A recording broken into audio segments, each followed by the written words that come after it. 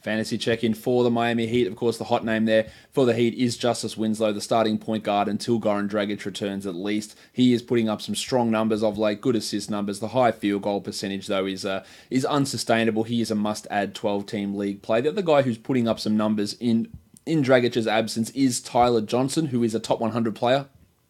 I'm not as big on Tyler as being a must-add 12-team league guy as other people.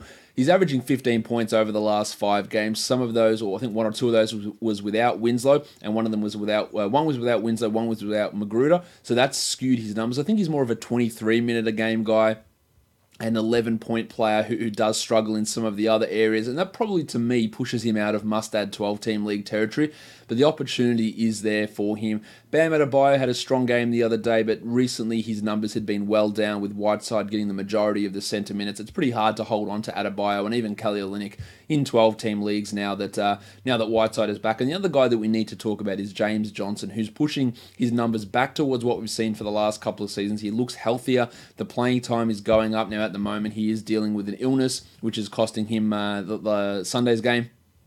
So that's a little bit of a concern there. But he is pushing back into that 12-team league territory. Far from a must-add player. There are other guys that I would add. Thomas Satoransky, Derek White perhaps, Thomas Bryant, Luke Cornett. Perhaps I'd add those guys over James Johnson. But he is a guy that is pushing back up into that top 100 territory. While Joshy Richardson, he's stabilising in that top 50 zone. The shooting's still an issue. The blocks aren't where they've been in the past, but his numbers are fairly strong, and they're relatively consistent, which is a pretty strong thing that you can hope for from your fantasy guys.